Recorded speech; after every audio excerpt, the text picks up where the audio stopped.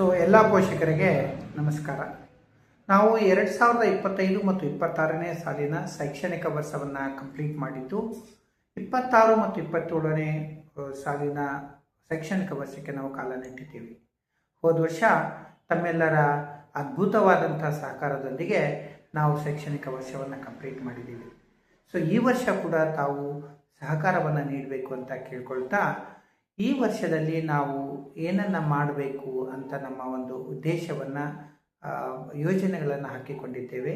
ಆ ಯೋಜನೆಗಳ ಪ್ರಕಾರ ಆ್ಯಕ್ಚುಲಿ ನಾವು 6 ಯೋಜನೆಗಳನ್ನು ಹಾಕಿಕೊಂಡಿದ್ದೀವಿ. ಆ ಯೋಜನೆಗಳ ಪ್ರಕಾರ ಸ್ಪೋಕನ್ ಇಂಗ್ಲೀಷನ್ನು ನಾವು 100% ಇಂಪ್ಲಿಮೆಂಟ್ ಮಾಡಬೇಕು ಅಂತ ನಾವು ಪ್ರಯತ್ನವನ್ನು ಮಾಡ್ತಿದ್ದೀವಿ.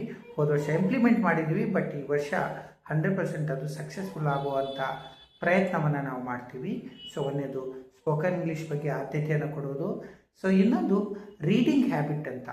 ಮಕ್ಕಳು ಎಷ್ಟೋ ಬರೀತಿರ್ತಾರೆ ಮನೆಯಲ್ಲಿ, ಬಟ್ ಅವ್ರಿಗೆ ಓದುವುದನ್ನು ಹ್ಯಾಬಿಟನ್ನು ಅವ್ರಿಗೆ ಕಡಿಮೆ ಆಗಿದೆ. ಅದನ್ನು ನಾವು ರೀಡಿಂಗ್ ಹ್ಯಾಬಿಟ್ ಅಂತ ಈ ವರ್ಷ ನಾವು ಇಂಪ್ಲಿಮೆಂಟ್ ಮಾಡ್ತೀವಿ. ಮಕ್ಕಳನ್ನು ಡೈಲಿ ನಾವು ಓದಿಸೋದ್ರ ಮುಖಾಂತರವಾಗಿ ಅವರಿಗೆ ಸರಳವಾಗಿ ಇಂಗ್ಲೀಷು ಮತ್ತು ಕನ್ನಡ ಓದುವುದು ಅನ್ನೋ ಪ್ರಯತ್ನವನ್ನು ಮಾಡುವುದಕ್ಕಾಗಿ ನಾವು ರೀಡಿಂಗ್ ಹ್ಯಾಬಿಟ್ ಅಂತ ಒಂದು ಹೊಸ ಯೋಜನೆಯನ್ನು ಹಾಕಿಕೊಂಡಿದ್ದೀವಿ. ಇದು ತರಗತಿ ಅವರಲ್ಲೇ ನಾವು ಅದನ್ನ ಇಂಪ್ಲಿಮೆಂಟ್ ಮಾಡ್ತೀವಿ.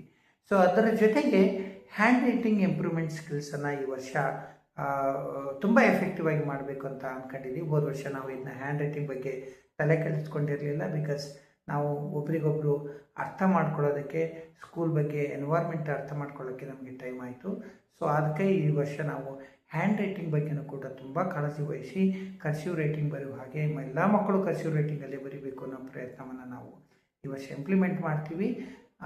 ಈ ವರ್ಷ by this end of this year I think ಎಲ್ಲರೂ ಹ್ಯಾಂಡ್ ರೈಟಿಂಗ್ ಇಂಪ್ರೂವ್ಮೆಂಟ್ ಆಗುತ್ತೆ ಅಂತ ಒಂದು ನಂಬಿಕೆ ಇದೆ. ಅದರ ಜೊತೆಗೆ ಹೋಮ್ವರ್ಕ್ ಮಾನಿಟರಿಂಗ್ ಸಿಸ್ಟಮ್ ಹೋದ ವರ್ಷ ನಾವು ಇಂಪ್ಲಿಮೆಂಟ್ ಮಾಡಿದ್ದೀವಿ. ತುಂಬ ಪೇರೆಂಟ್ಸ್ ಹೇಳಿದ್ದಾರೆ, ತುಂಬ ಚೆನ್ನಾಗಿದೆ ಸರ್, ಅದನ್ನು ಮಾಡಿ ಅಂತ.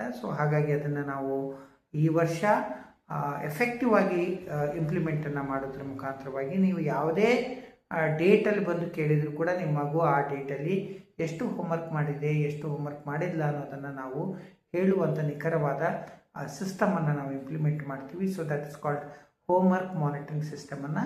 ಇದನ್ನು ನಾವು ಪೇಪರಲ್ಲಿ ಮಾಡ್ತೀವಿ. ಇದನ್ನ ಹಾರ್ಡ್ ಬೋರ್ಡಲ್ಲಿ ಬರುತ್ತೆ ನೆಕ್ಸ್ಟು. ಅದರ ಜೊತೆಗೆ ನಾವು ಮಕ್ಕಳಿಗಾಗಿ ಕ್ಲಾಸ್ ರೂಮ್ ಫೆಸಿಲಿಟಿಯನ್ನು ಕೊಡಬೇಕಾದಂಥ ಆದ್ಯತೆ ಕರ್ತವ್ಯ ಕೂಡ ನಮ್ಮದಾಗಿದೆ. ಯಾಕಂದರೆ ಮಕ್ಕಳಿಗೆ ಕ್ಲಾಸ್ ರೂಮ್ ತುಂಬ ಕಡಿಮೆ ಇದೆ, ಕೂತ್ಕೊಳ್ಳಿಕ್ಕೆ ಕಂಫರ್ಟ್ ಸ್ವಲ್ಪ ಸರಿಯಾಗಿ ಆಗ್ತಿಲ್ಲ ಅನ್ನೋದು ಕೂಡ ನಮಗೂ ಗೊತ್ತಿದೆ. ಅದಕ್ಕೆ ಈ ವರ್ಷ ನಾವು ಮಕ್ಕಳಿಗೆ ಕ್ಲಾಸ್ ರೂಮನ್ನು ಕಟ್ಟಿಸತಕ್ಕಂಥ ಪ್ರಯತ್ನವನ್ನು ಈ ವರ್ಷ ಮಾಡ್ತೀವಿ. ಹೋಪ್ಫುಲಿ ಇದು ಸಕ್ಸಸ್ಫುಲ್ ಆಗುತ್ತೆ. ಅದರ ಜೊತೆಗೆ ಮಕ್ಕಳಿಗೆ ಕಂಪ್ಯೂಟರ್ ಜ್ಞಾನವನ್ನು ಇಂಪ್ಲಿಮೆಂಟ್ ಮಾಡುವಂಥ 6ನೇ ಧ್ಯೇಯವನ್ನು ಇಟ್ಕೊಂಡಿದ್ದೀವಿ. ಈ ವರ್ಷ by end of this year ನಾವು ಕಂಪ್ಯೂಟರನ್ನು ಕೂಡ ಲ್ಯಾಬನ್ನು ಕೂಡ ಇಂಟ್ರೊಡ್ಯೂಸ್ ಮಾಡ್ತೀವಿ. ಹಾಗಾಗಿ ಮಕ್ಕಳಿಗೆ ಕಂಪ್ಲೀಟಾಗಿ ಈ 6 ಯೋಜನೆಗಳಿಂದ ಮಕ್ಕಳ ಪರಿಪೂರ್ಣವಾಗಿ ಕಲಿಕೆಯೇ 100% ಆಗುತ್ತೆ ಅಂತ ಹೇಳ್ತಾ, ಇದಕ್ಕೆ ತಮ್ಮೆಲ್ಲರ ಸಹಕಾರ ತುಂಬ ಅವಶ್ಯಕತೆ ಇದೆ. ಹಾಗಿದ್ರೆ ತಾವು ಮಾಡಬೇಕಾಗಿರೋದು ಇಷ್ಟೇ.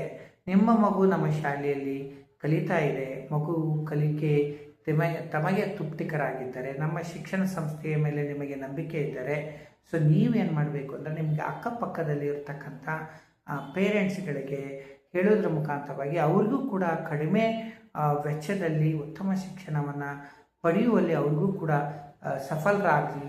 ಮತ್ತು ಅವರು ಎಷ್ಟೋ ಮಂದಿಗೆ ನಮ್ಮ ಶಿಕ್ಷಣ ಸಂಸ್ಥೆಯಲ್ಲಿ ಇಷ್ಟು ಕಡಿಮೆ ಫೀಸ್ ಇದೆ ಅಂತ ಭಾಳ ಮಂದಿಗೆ ಗೊತ್ತಿಲ್ಲ.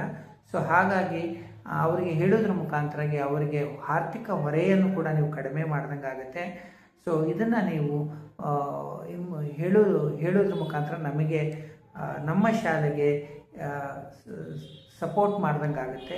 ನಮ್ಮ ಶಾಲೆ ಬೆಳವಣಿಗೆ ಹೆಚ್ಚಿಗೆ ಆಗುತ್ತೆ. ಹೆಚ್ಚಿಗೆ ಶಾಲೆ ಬೆಳವಣಿಗೆ ಆದಂತೆ ಮಕ್ಕಳಿಗೆ ಫೆಸಿಲಿಟಿಯನ್ನು ಕೊಡ್ತಕ್ಕಂಥ ನಮ್ಮ ಶಕ್ತಿಯು ಕೂಡ ಹೆಚ್ಚಿಗೆ ಆಗುತ್ತೆ.